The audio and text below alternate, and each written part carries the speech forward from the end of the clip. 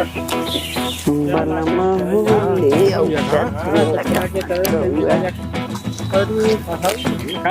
भैया राम राम।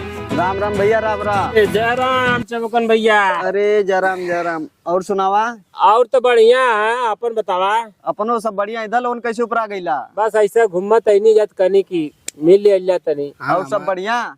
हाँ बढ़िया भैया, हमारा मन करता लगे अच्छा बुकन भैया से मिल ले जा। और बतावा खाना ना खैला कि बस ऐसा घमा मरत हवा। अरे अभी ना, अभी तो इंतजार करते देखा कब खाना ना लेके आवे ले। अरे साला कुछ तो गड़बड़ है भैया। हाँ इनके मेरे ठीका कहत रहल। हाँ और एक बात बता दी, मेरा आरू कितना ना चढ़ाव जला। देखा तू अब 12 बज गल अभी तक खाने नहीं यार। हाँ वैसे करन जला देवर के संगे तो भैया हुआ जाके समझावा, इतना सर पे मत चढ़ावा, नहीं तो ऐसे खैले बिना मरत रहा दोपहरिया में करत रहा कमा के देवा घरवा में, तब वो खाए का ना मिली। ऐसा मेहरारू तो कभी जिंदगी में हम से शादी ना हो भा। तो कैसे किचकिचा कहत रह। हाँ गुस्सा में तब शीशवा फोड़ दो। कहते अड़वा से दर्द बना बस दोकलवा मर जाई ऐसा।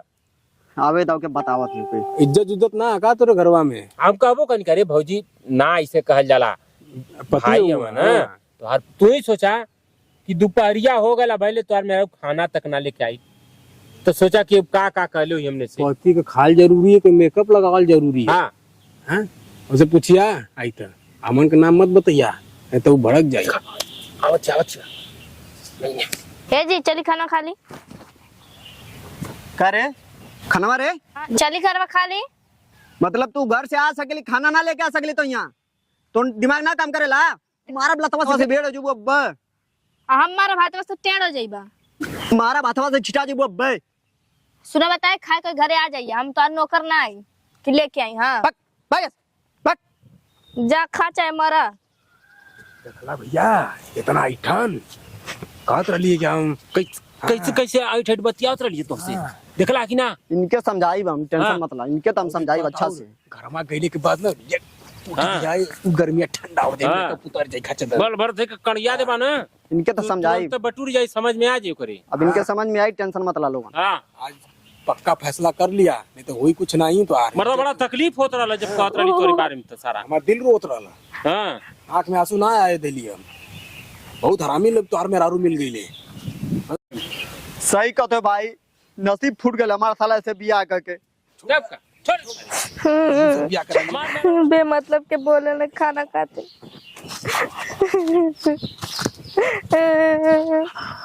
ये सब कितना किया भौजी हो। अरे का हेलो बाजी ए बाजी कैसे रोत हो ना देखला कैसन बोलत रहला। हाँ तो देखबे कैली है जा, लेकिन गलत कही ना भैया। हाथ तो के मारे उरे कैसे ना करे ना ना। अच्छा ये बताओ बस खाने के लिए बस खा ली ना। हाँ सही बात है। ये बताओ ने मरले का जरूरत रहे। हाँ घर के कामों करा, गरियो सुना, खेतों काम करा, तब हम सही ना है। हाँ सही है कहत हो भैया की सब ना करे के ना। बहुत गलत कहना जौन भी कहना बहुत गलत मारे ना चाहत रहला। बंड बंड बोलना वो गलत बात रहला, बहुत गलत है। मतलब अब मैं सुंदर है बतावा, पूजा करे चाहिए उनके कि इतना सुंदर मेहरारू उनके पता न कब वो मिली कि ना मिली। में ना इनके जैसन कोनो मेहरारू। अरे मर्द हम देखले नहीं जब बन ठन के निकले नहीं तो साला का जलवा रहा इनका। ये बतावा बस खाने में खा कर बोलावत रही ना। हाँ बतावा का बुरा कह देनी हम। कलुआ बानर नियर है वैसे जिंदगी नरक हो गई। सही कहत हो सही।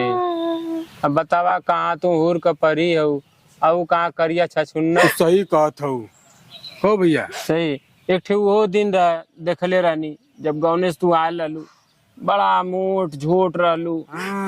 अब देखा झुरा के एकदम टिटहिरी भयल हो तू। अरे का बताए बाबू बहुत मारल है हमें। सही ना करे ना भैया, एकदम तोर संगे गलत होता। ये काम बहुत गलत उनकर है और उनके ऐसे करे के ना चाहिए, ठीक ना। बोले ना का बताए बहुत वो तरीके से मैनेज करे नहीं है। हाँ का कहना जंदवा कि साला कहाँ का कामो नहीं करती है, जगह चुट्टीन है, हमसे काम करावे ले, कपड़ा पियले के बाद अंग्रेजी बोलेला। अच्छा ऐसे कहत रहा। अरे मत पूछा भौजी, तू अपन देख ला। हम तो यह कहब तू जा आपन कोनो दूसर राय देखा। जोड़ी ना जमे ले एकदम करिया गोर। न त ना करियवा सारे के चक्कर में रहबू तब तो टिटिरी भयल हो। बाद में सुख के छुहाड़ा हो जाइबू। का पता भैया। सही कहा हाँ अरे साथ घर दुश्मनो रहे ओके नहीं सुनो को। ठीक ठीक हाँ भौजी सोच लिया दिमाग से हम का कल चाहती ला। जा ठीक। जा तू जा जा भौजी।